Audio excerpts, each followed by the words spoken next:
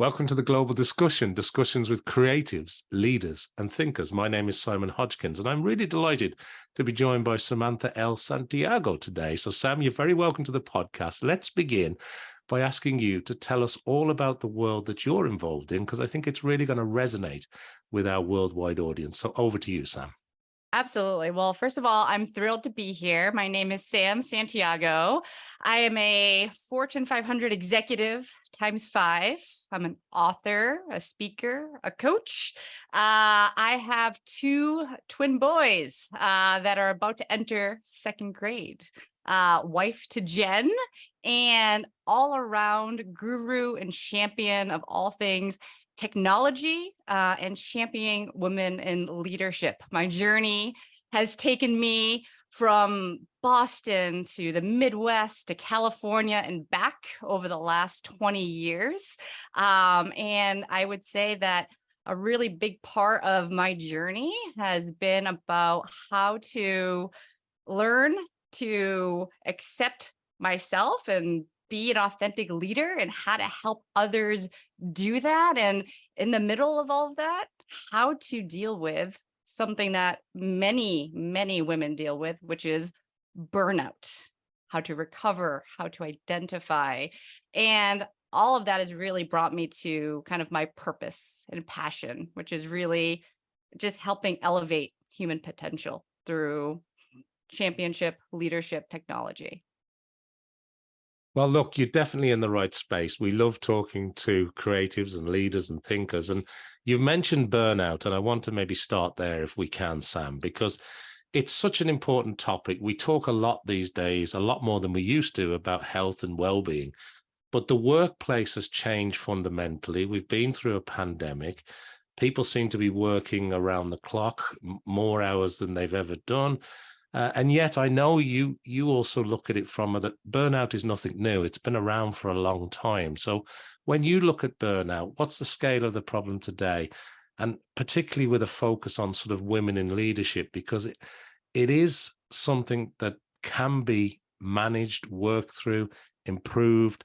And burnout, just the term burnout, it's not a great term because you're absolutely can get to the point where you just can't keep going. So let's unpack that a little bit. Tell us a little bit about your understanding of burnout and what you do to help people in that situation.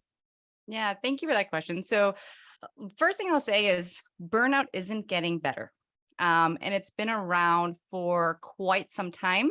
And really, when we look at the data, all the recent surveys will show both pre and post COVID that the number of women that are experiencing burnout in the workplace are up in the 40–50% range, about 10 to 15% more in surveys than their male counterparts. And a lot of that is driven by a lot of factors that aren't unique to many of us. Things like childcare, things like taking on shadow roles at work. And I'll go more into that a little bit more. But the demands of a woman in leadership grow over time. And many of us learn tricks to, I think, bend time. But burnout is something that doesn't just affect you mentally, but it also can affect you physically. And I am somebody that dealt with a high amount of stress early in my career. And I was on this journey to where I've never heard the term burnout until I was in my mid-30s. And it wasn't until then that I realized, wow, the symptoms, the feelings, and what occurs with burnout, and this is really why I'm so passionate about it, is that it causes many women to actually leave the workforce or downgrade their job or role because of the stress that they're under. And for me, that's the burning platform. We cannot afford to have women step back from their careers. Obviously we need to do, what we need to for our mental health, but there are ways to recognize and better understand and equip companies to be mindful of this phenomenon that's occurring at a rapid pace. Yeah, and I think throughout your own career, because you've worked at a lot of large companies, you know, you've been that sort of corporate person. Um, there's an awful lot of people that are putting in an awful lot of work, and sometimes they need a little bit of a helping hand when it comes to things like managing time, managing workload, managing burnout, and to focus more on what they can do to make sure that that's a healthy environment. But the numbers that you gave me there, particularly around women in the workplace, and what that leads to, it's not great when we're trying to become a more diverse workplace, a more inclusive workplace. It's sort of going the opposite direction if the stats are accurate, right? Correct. Yeah, exactly. It definitely ties to retention. It ties to culture. It ties to well-being. And back in 2022, I decided that I wanted to do something about it. So I launched my own company to be a coach. I call it Make Big Bets. And for me, what does Make Big Bets mean? It means the biggest thing that you can bet on is yourself, right? As individuals are an asset to any company, and our well-being matters. And so as a coach, I help women identify first the signs and to hold space for them, because in a lot of ways, life is busy. And a big part of burnout is I don't have time to deal with that. I don't have time to go through that. And I think that that's a really big thing that I'm trying to change in companies. I think a big part of it is also to normalize the conversation. This is here. We are actively in the middle of it. Nobody has, you know, uh, figured out exactly the best way to get through it, but we need to have that discussion. And I completely agree that it's a big part of that culture, diversity and inclusion. This is at the epicenter. People need to feel excited about the work that they do. They need to feel safe, right, in the work that they do, and supported. Huge part of retention and well-being in the workplace. And when that happens, when that occurs, the opportunities for women to join the leadership ranks or to continue to advance in their career are less arduous. Now, you, from your background, you have, you know, you're a Six Sigma black belt. You know, you're very process change management orientated. So, does that help you in your approach when you set up this make big bets sort of company? Does that all come together for you in terms of building this process around it? Because I know you do speaking. You know, companies bring you in. You work with C-level executives. You do coaching. So, how does that all come together and manifest itself? Yeah, well, I think it started off like many things. Those things help, but what really was the catalyst was my own burnout, right? And so I would like to just take a moment to share, right, the catalyst, and then, right, as a Lean Six Sigma black belt, right, I believe that all problems are things that can be worked on. And so when I started my career, I started off as a first generation college graduate. That was already a feat in itself, and I was very excited by the time I got to my first job. And in about 6 years, I had taken on four different roles. I had moved across, states, living on my own and experiencing a lot of different, leadership styles and expectations, and always feeling like I couldn't fail. I had to do more. And one day at the age of, I guess I was 31, I woke up and I couldn't see anything anymore. And 3 months later, I had lost about 15 pounds. I was just barely over 100 pounds. And I couldn't see. I was tired, and everything in my body was screaming at me. But you know what? At work, I kept going because I told myself, I can't stop. There's things I need to do. They won't understand. And come to find out, I was very sick. I was diagnosed as a type 1 diabetic at the age of 31. My life changed. Everything about it changed. And the reality that I faced was if I didn't make changes in my life and the way that I approached work and everything, I could die. This was that serious of a moment. And now, when it comes to burnout, it was really about not one job. It was about how, the different cultures kept me going. It was like I had to be everywhere all the time in order to feel like I was doing my job and my role, and the expectations kept growing. And I didn't have that support that I was looking for. And so when I looked at all of that and I started to learn more, I thought, okay, well, now I can use this Lean Six Sigma stuff that I know about. I know how to solve a problem. I know how to influence and help, others. And it became, mm, in a sense, easy to identify. I want to help other women that are going through this.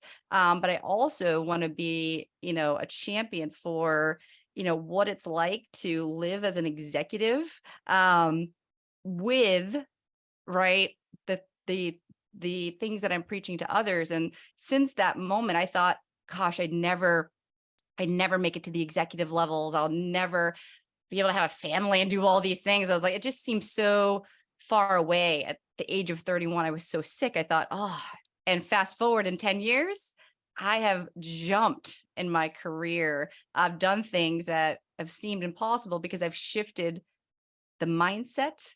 I've shifted the cultures of where I've been very lucky to land in my career. And I've done it through helping others. So it was really that burning platform for me. And then putting it all together was, almost the easy part. It was finding great people to work with, and finding real solutions that could help, and realizing that it's not a one size fits all. Everybody's on their own journey and holding space for them. Well, thank you for sharing that context, because it does set us up nicely for what I want to sort of ask you next, which is, you mentioned whether it's before the pandemic or after the pandemic, and where we are now at this moment in time as we're recording this. Do you think because we've been through this global pandemic that a lot more people are actually thinking long and hard about their well-being, about their health, whether it's mental health or physical health, whether it's burnout at work, or in other aspects of their world?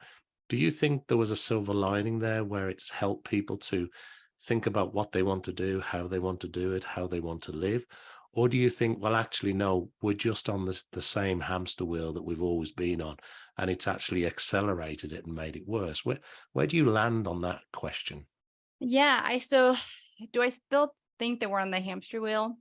A bit, right? I would say that the journey post, pandemic, we're about 3 years out from it, and I've seen it be a bit of a journey. I would say that what was great, about the opportunity to work at home and do all those things, it showed people, a different way of life. It showed companies a different way. Can work still get done? Yes, it did. Right. And I think that was a powerful lesson for many companies. And I think many companies have realized that, you know, the power of the future and retention and talent is about the ability to, be more flexible and, provide employees with more options.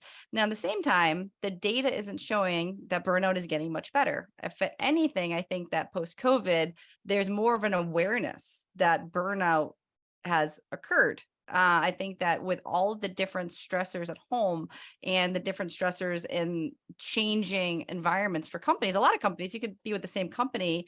Some have morphed from virtual to in person. Some have stayed the same.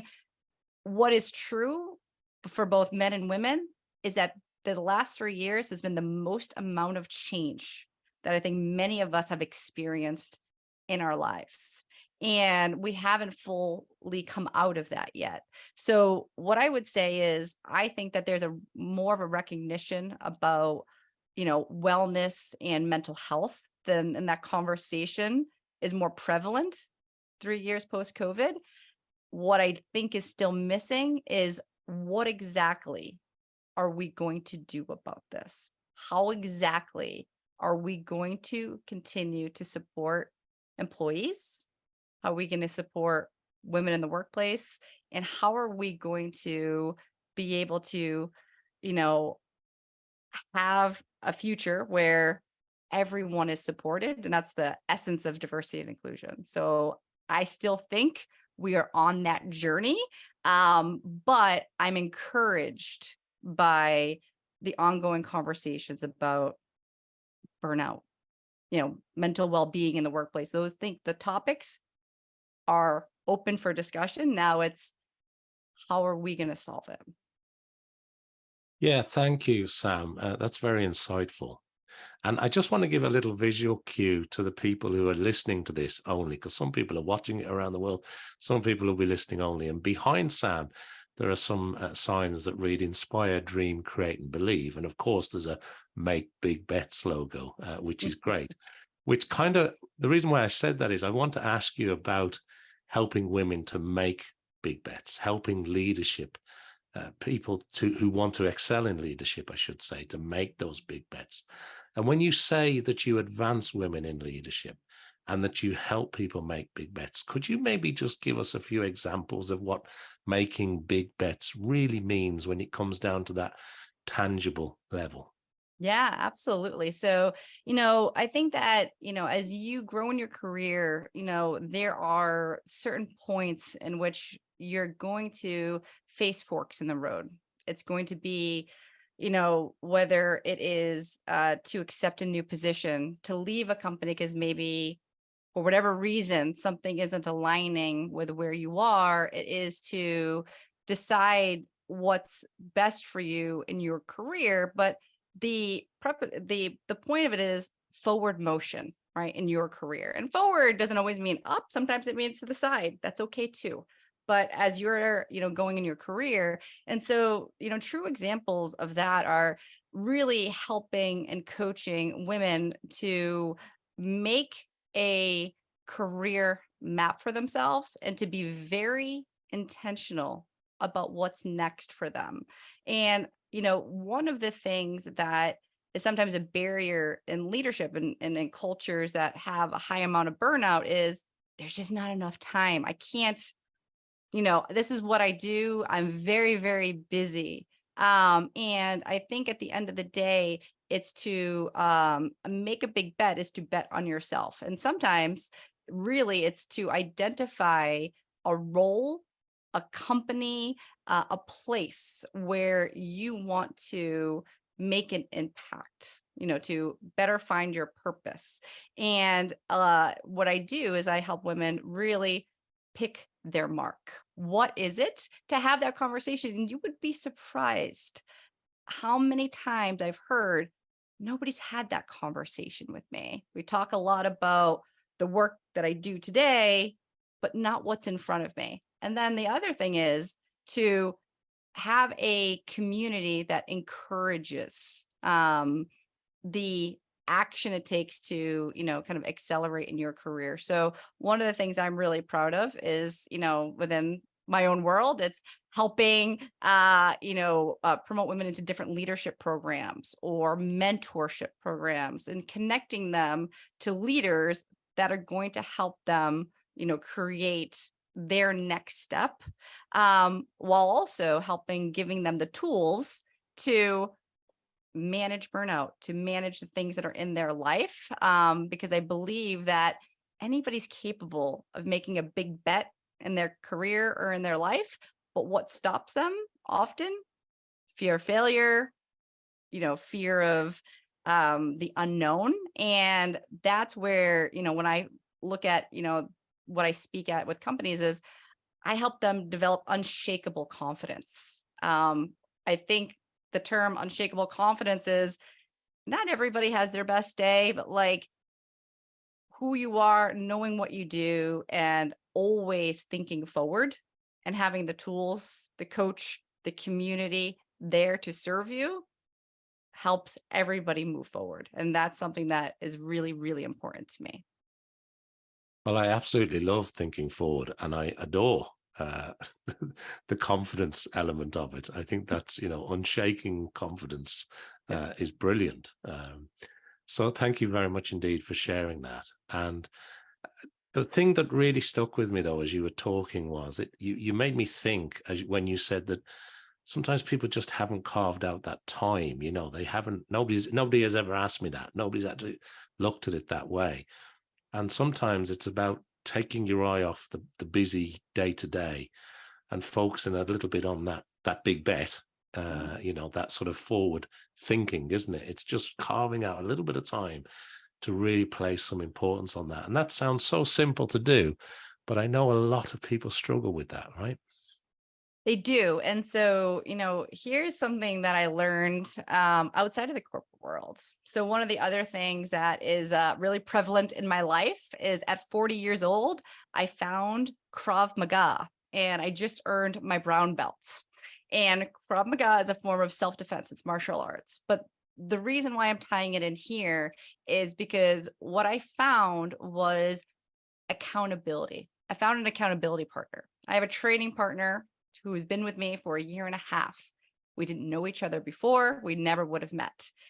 Anybody can come into your life and help you and hold you accountable to certain things. And ultimately, right, you're responsible for it.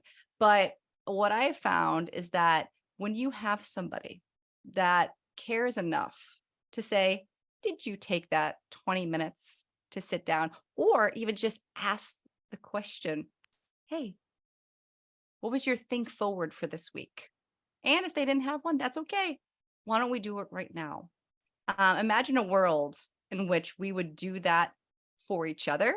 It's great to talk about our kids and what they're doing. And I could write lots of books about, the fun of raising two twin boys. But I really love it when somebody sits down and asks me that simple question and then holds me accountable to actually giving them an answer and hold space for me. So I think accountability, finding the time, and the time can be when your time is. I tell people all the time, give yourself permission to take 15 minutes in your day. Everybody has 15 minutes. Block off your calendar, shut off your monitor, shut off your speaker, put your phone on do not disturb. Everybody has 15 minutes. Grab yours. Wonderful. Love that. Really like that. Thank you, Sam. And congratulations on the brown belt. That's another great Thank achievement, isn't you. it? Yeah, Thank that you. doesn't come easy, that's for sure. No. So that's wonderful. Thank you for sharing that.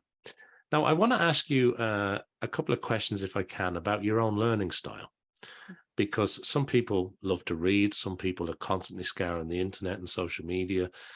Some people are, they like meeting people face to face and learning in real life, conferences, or just catching up with somebody for a coffee, So when it comes to your own learning style, how do you keep your finger on the pulse? How are you constantly onboarding information in your world? How does it work best for you?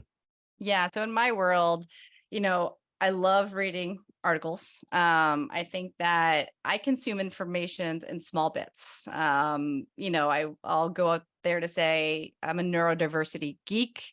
I struggle with attention. So things have to come to me in bullet points and quickly. I scour YouTube to learn anything. You can learn anything on YouTube, believe it or not. I can also share that. But I would say the way that I learn the most is by being curious enough to ask people to share their stories with me. I will strike up conversations different places. That's just my style.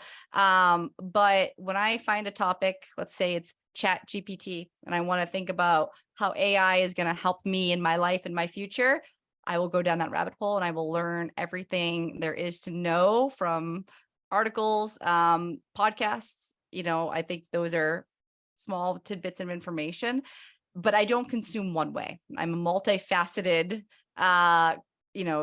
taker of information. One trick that helps me, I set my Google alerts to tell me topics that I'm interested in. And I know that sounds like a simple trick, but when information is pushed to me on a topic that I like, I'm in it. and I'm naturally curious and want to learn more about it. So I would say multifaceted, push it to me, small bits of information, and how I directly learn something in like Krav Maga, I fail 1,000 times at it before I get better at it. Excellent. And I like that because you're sort of curating what information comes to you, aren't you? Through Correct. something as simple as a Google alert. And that works well. So it is really, really important because I know whether it's ChatGPT or robotics or whatever else you're learning at the time, or a martial art, to get that instant information in the bite-sized forms that works for you is great. So thank you very much for sharing that. And I also liked what you said about, I ask other people to share their story too, because I've been looking and talking to people recently about different cultures and different ways of living. And, you know, some cultures, you were talking at the very start when we started this episode about early in your career, you lived in many different places, often alone, you know, at times, and moving around. And yet in other cultures, there'd be multi-generational family living and dwelling. And it's not the same depending on the culture and which part of the earth you're born into. And it is fascinating when you start to unpack and understand the rich diversity that we have in this world, right? So it is a wonderful way to learn sometimes, just to grab somebody and say, hey, tell me a bit about you, you know? Yes. Now, look, we can't go on past this question without me mentioning the shirt that you have on, the T-shirt, which is Hype Girl. So for people, again, only listening to this and not watching it on the website or YouTube or wherever they watch it, tell us about Hype Girl. Tell us all about the journey here, because that's quite exciting too, right? Yeah, absolutely. So, all right. So, gosh, at the it was November of last year. I had spent a year traveling a lot with my friends. I had some, and my family. We just had some great experiences. I let myself say yes to a lot of experiences, like going to Machu Picchu, or like saying yes to my friend going ziplining. Things that I would normally say no to. But I said yes to a lot of things. I came back at the end of the year, and I'd always told myself that I wanted to be an author, but I also told myself, Sam, you don't have the time, and you can speak well, but writing's not really your thing. I told myself a lot of things that weren't actually true, like many people do. So I sat down and Hype Girl poured out of me. I would describe Hype Girl as my love letter. This is my love letter to women that are either starting their career or they face some type of adversity sometime in their career. You know, maybe they started strong, something happened, but this is my love letter to them in my voice. You know, imagine me sitting with you at a happy hour. I've sat with you and you're telling me things, and I am telling you from experience, it's going to be okay. And these are the things that, you know, I've learned in my, 20 plus year journey, and what I would have told myself. And so Hype Girl is about, leadership and confidence for women, but it is in a positive tone. There's so many of us that spend so much time reading negative things, and I like unshakable confidence. I like that confidence comes from knowing exactly who you are. And in my world, I mentioned, I'm a wife to Jen. It took me until I was 30 something years old to come out at work. I've been in the closet for over half of my life. I've done a lot of work to, understand and accept myself. And, now I can show up as all of it, and how much that just lets me be a better leader. So this book is going to come out. Writing it was like therapy. It was all over the place, but the one thing I told myself was, don't stop writing. So I was writing on my laptop. I grabbed a pizza box one day and I wrote on it. I would write on every single thing that was humanly possible. I took my kids' stuff. They were upset, their notebooks. And I just put it out there, and I didn't worry about how it was going to come out. And when I sent the first draft to the editor back in January, I was almost embarrassed. I was like, I don't know what this is, but I think it's a thing. But this is what I wanted it to be. And I'm still morphing and shaping it, but I will self-publish it. And I am not worried about it being the perfect book. I want it to be a book that makes somebody smile and makes somebody feel seen and gives them that little bit of edge to say, I'm your hype girl. You don't know who I am, but I will be your hype girl if you don't have one. And you got this. And these are the lessons of leadership. How do you find your purpose? How do you overcome failure? How do you fail forward? All of these lessons that have been really important for me came out. So that love letter will be, available. I think I probably will publish it in the beginning part of 2024. I'm taking some time to sit with it, and just make it be its best version of itself. But I am excited to share it with everybody. Well, it sounds really exciting. And it's interesting, isn't it? Because the initial response was, I don't have time to write a book. And then when you actually sat down to start, you said, this thing just poured out of me. I'm writing on everything, pizza boxes, the kids' copybooks. So that's wonderful. And you made me smile when you said, I sent it to my editor. But look, I'm not quite sure what this is, but I think it's a thing. That's brilliant. That's a great note for an editor to get.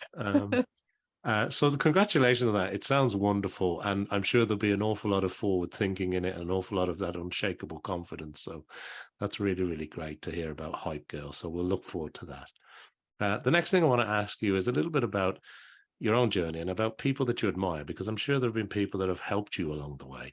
I'm sure there's advice that you've got from people. So is there anybody in particular that stands out, or is there any particular advice that you think has been really important to you in life? Yeah, so I've had a lot of people shape my career. Um, you know, and I could call out a lot of them. I would say the person that always stands out to me the most is actually the person that gave me my very first corporate job. Again, first generation college student, you know, walked in there and I applied for a senior administrative assistant job. And I didn't know anything about anything. And the day that I walked in, he looked at me and didn't see my resume. He saw Sam. He saw somebody that was smart and that was capable. And, he hired me. And one of the things that he told me was, not to ever sell myself short. Right. And because I was like, oh, I can't do this. I can't be in this role. And he said, there's no can't. There is, I can learn anything. And what he did for me in the first 6 months, I became his assistant and I still couldn't schedule a meeting to save my life. But what he did for me was he brought me into his office, taught me on the whiteboard, let me listen into his meetings, taught me how to, ask questions, how to solve problems, how to work with people that don't want to do things. And, you know, that type of action and allyship goes more from, hey, I support you, to I'm going to help you. And then I'm going to let you go, because then I left him to go do another role. But that always stuck with me. I can learn anything. And growing up, I mentioned I struggle with attention. I see, my kids do have a little bit of the same, issues at school with attention and different things. And I realized that, what I try to teach my kids is you can learn anything. It is, not impossible. So, the advice that, I think started my career is still prevalent now. And I've had many people bet on me. I've had many people, help me go through, but I think it was the confidence to say, if there was a role or a position that I didn't quite have all the background for, it was, hey, I come with all of this awesomeness and I can also learn that. And I'm willing to do that work. And seeing myself as a learner, my son said that to his teacher. Thank you for helping me be a learner. And I think that that's the most important thing in life, because it gives you confidence, and it helps you with the mindset of achievement. And so I've always gone back to that. Somebody I admire is actually a A celebrity I've never met. I secretly want to be her best friend, Ava DuVernay. She is an award-winning film director. But the coolest part of her story is she didn't pick up a camera until she was 32 years old.